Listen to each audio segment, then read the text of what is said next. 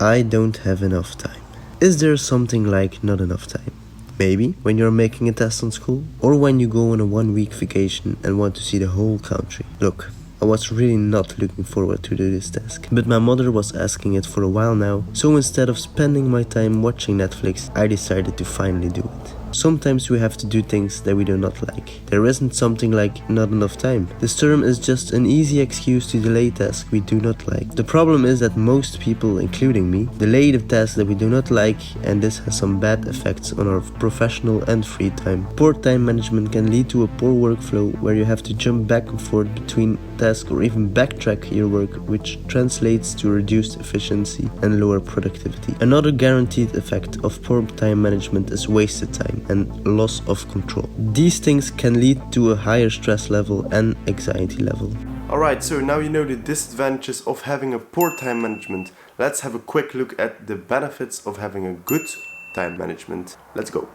Good time management can improve your efficiency and productivity, but what does this mean exactly?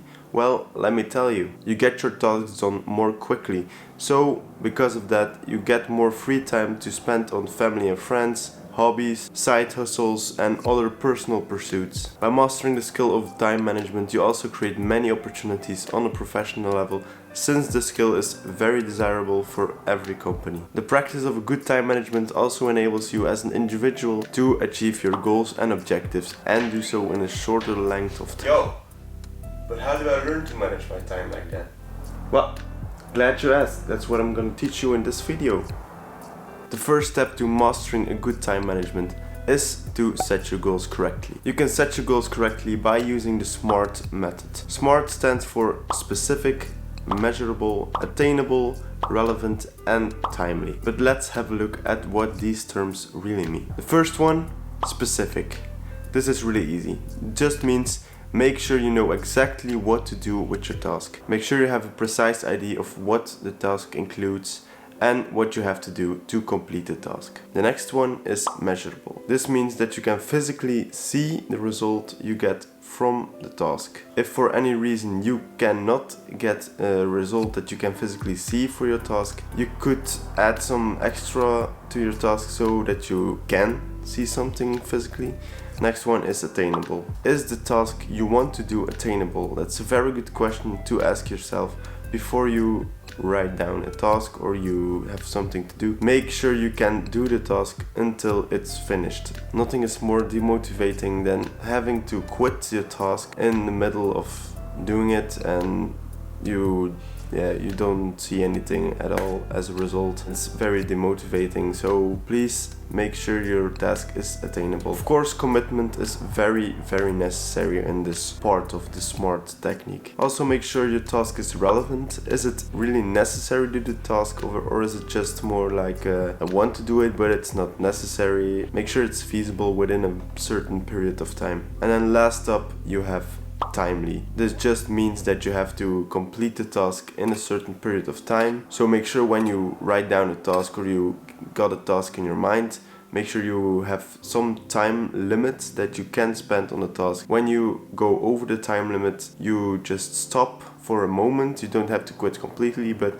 you just let the task rest for a while and complete it another time. You're gonna be more productive when you have a time limit, and it helps really wanting to complete the task within that limit. The next step is to prioritize your task wisely. Let me explain to you what I mean with prioritizing your task. So when you wrote down all your tasks on a paper or on your laptop, I don't care where you write it, you should write it down in a list. Then you can write down next to your task, left or right, doesn't matter. You have 4 categories. The first one is when a task is important and urgent. When this is the case, you should do the task now, immediately. The second category is when the task is important but not urgent. When your task falls into this category, you should decide when you want to do the task. You don't have to do it right now, but you have to say, I'm gonna do the task in an hour or in 2 hours. You should decide when you want to do it, but it's not necessary to do it immediately. The next one is when the task is not important but urgent. When this happens, you should delegate it. You should try to give it to someone else that you know you can trust and will do the task for you. because I said it's urgent but not important, so you don't have to do it yourself, but it's urgent, so maybe when someone else can do it in your place, it's done. And the last one is when the task is not urgent and not important. When this is the case, you should prioritize other tasks above these tasks, because like I said, they're not important, they're not urgent, so you can do them later. Next step on the list is setting time limits. I mentioned this in the first step, but I have to dive deeper into this. Setting time limits can help you to be more focused and be more efficient. It also helps you with recognizing potential problems that will occur in the future. By recognizing these problems beforehand, you can think of a plan to solve them. I'm gonna give you guys a quick example of what I mean. For example, you have 4 papers you have to write. They all have to be about the same length, but you do the first one. You think, I've completed this one in an hour, but you had 3 hours left in total, so minus 1 hour from the first one. You see, oh, I got 2 hours left and I have to do 3 papers, but you think in advance and you think, I got to do something about this because I will not be ready in time if I have to do all 4 of them. So you can delegate one to a colleague, to a friend, to family, to anyone who can help you, but by setting the time limits, so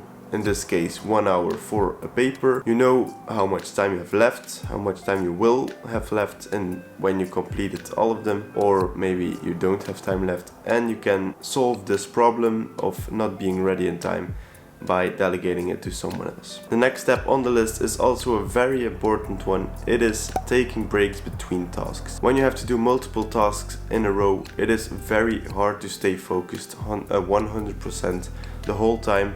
So it is important that you take breaks between them. This helps cleaning your head and refreshing yourself, your brain. You can do this by going on a short walk outside and just enjoying the nature, enjoying the outside, the fresh air coming into your lungs. Like for me, taking a walk is probably the best way to take a break between multiple tasks. Another thing you can do to manage your time is removing the unimportant tasks from your list. Obviously, it is important to do the important task on your list, like that's for sure. But if you have any unimportant tasks on your list and you just wrote them down because you thought they were important, but actually when you think better of it, they aren't, you can just throw them off your list, and this frees up time to spend on other activities, personal activities, or it frees up time to spend on the more important tasks. If it's not important, you should not waste your time on it. The best way to practice this skill of perfect time management, obviously you can't have the perfect time management, you will always counter some things you can't control, but if you want to get better at it, you should plan ahead. You should plan your tasks a day in advance. You should